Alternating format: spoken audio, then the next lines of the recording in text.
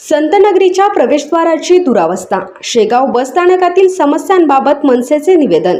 शेगाव शहरातील आज दिनांक 11 जूनला शेगाव बसस्थानक परिसरात प्रवाशांना भेडसावणाऱ्या विविध समस्यांकडे प्रशासनाचे लक्ष वेधण्यासाठी महाराष्ट्र नवनिर्माण सेनेच्या मनसेच्या वतीने स्थानिक प्रमुखांना निवेदन देण्यात आले।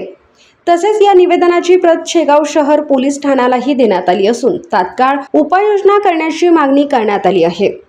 मनसेच्या निवेदनात बसस्थानकातील अनेक पंखे बंद अवस्थेत असल्याने प्रवाशांना होत असलेला त्रास, प्रवाशांसाठी उपलब्ध असलेला वॉटर कूलर हटविण्यात आल्याने निर्माण झालेली गैरसोय, परिसरात साचणारी घाण व कचरा तसेच रात्रीच्या वेळेस सुरू असलेल्या कथित अवैध प्रकारांचा मुद्दा उपस्थित करण्यात आला। यावेळी मनसेचे शेगाव तालुका अध्यक्ष नितीश भावरकर आणि शहर अध्यक्ष परमेश्वर लाहुडकर यांनी सांगितले की शेगाव बस स्थानक हे संत श्री गजानन महाराजांच्या पावन नगरीचे प्रवेशद्वार असून दररोज हजारो भाविक आणि प्रवासी येथे ये-जा करतात। मात्र अशा महत्त्वाच्या ठिकाणी मूलभूत सुविधांचा अभाव, वाढती अस्वच्छता आणि रात्री सुरू असलेले संशयास्पद प्रकार ही चिंतेची बाब आहे। यामुळे संतनगरीची प्रतिमा मलिन होत असून प्रशासनाने याकडे गांभीर्याने लक्ष देऊन तातडीने आवश्यक उपाययोजना कराव्यात अशी मागणी त्यांनी केली। हे निवेदन महाराष्ट्र नवनिर्माण सेनेचे जिल्हाध्यक्ष अमित देशमुख यांच्या मार्गदर्शनाखाली देण्यात आले। यावेळी जिल्हा सचिव राहुल धनोकार, शहर उपाध्यक्ष विनोद फुंडकर, वाहतूक सेना अध्यक्ष रामा इंगळे, विद्यार्थी सेना अध्यक्ष सचिन नागे, विभाग प्रमुख समाधान शेगोकार आणि किरण शेगोकार आदी पदाधिकारी उपस्थित होते।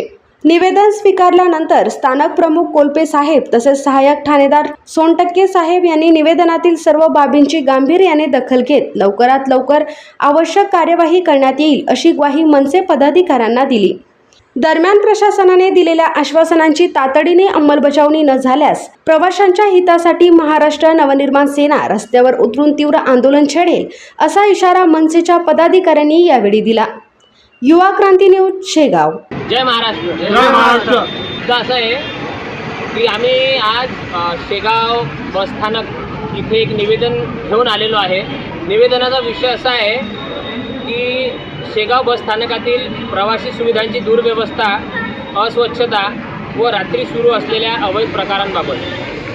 तर मी महाराष्ट्र नवनिर्माण सेना तालुका अध्यक्ष नितीश भावरकर व माझ्यासोबत शहर अध्यक्ष परमेश्वर लाहुडकर तसेच समस्त पदाधिकारी या ठिकाणी आहे। हे निवेदन आम्ही आत्ताच स्थानक प्रमुख महोदयांना देऊन आलेलो आहे। सगळ्यांना माहीत आहे की बऱ्याच प्रवाशांच्या समस्या आहेत की या बसस्टँडवरती जे पंखे आहेत या उन्हाळ्याच्या दिवसात अर्धे पंखे बंद आहेत। आताही जर जाऊन बघितलं तर अर्धे पंखे सुरू दिसतील, अर्धे बंद दिसतील। दुसरा मुद्दा असा आहे की इथे जे पिण्यासाठी पाणी होतं, वॉटर कूलर होता, लोकांना थंड पाणी मिळावं म्हणजे प्रवाशांना प्रवासाची सुविधा तर देणे पण सुविधा चांगली देणे, कारण आपली संत नगरी आहे आणि बरेच विद्यार्थी या गावात शिकायला येतात, बरेच वयस्क वयोवृद्ध लोक या गावात येतात, महिला असतात, तर यांना चांगली सुविधा प्राप्त व्हावं, चांगलं थंड पाणी मिळावं म्हणून वॉटर कूलरची व्यवस्था होती।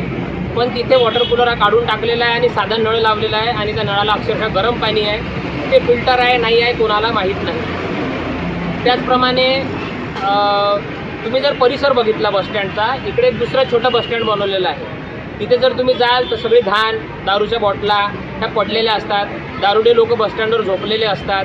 तर इथले सिक्युरिटी किंवा इथले जे प्रशासन आहे त्यांची हे जबाबदारी आहे। त्याचप्रमाणे प्रत्येक बसस्टँडला एक पोलीस चौकी दिली जाते। या पोलीस चौकीमध्ये ज्या कुठल्या साहेबांची ड्युटी असेल त्यांची जबाबदारी आहे की असे जे धूर्त लोक या ठिकाणी फिरताना दिसतील, जेणेकरून कुठल्याच महिलेला कुठल्या प्रकारची छेडछाडची केस, मोबाईल चोरी प्रकरण किंवा अन्यथा कुठली, आता तुम्ही बघता कोणाची पोत लंपास केली का काही चोरी केलं, असा प्रकार घडू नये। आतापर्यंत या संतनगरीमध्ये या बसस्टँडवरती असे प्रकार घडलेले नाहीत आणि असे घडू नये।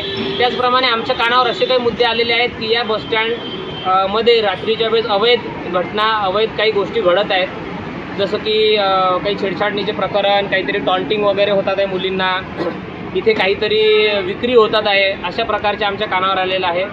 तर आम्ही हे निवेदन स्थानक प्रमुख महोदयांना दिलेलं आहे, ते याच्यावरती कार्यवाही करील अशी त्यांनी आम्हाला ग्वाही दिली। त्याचप्रमाणे या निवेदनाची एक प्रत आम्ही ठाणेदार साहेब पोलीस स्टेशन शेगाव शहर यांना पण देतो आहे। तर अपेक्षा आहे की साहेब पण आम्हाला या विषयावर मदत करतील आणि आपल्या शेगाव बसस्टँडचं, या संतनगरीच्या बसस्टँडचं नाव हे चांगलंच चार चौकात निघेल अशी आशा बाळगतो। धन्यवाद। जय महाराष्ट्र।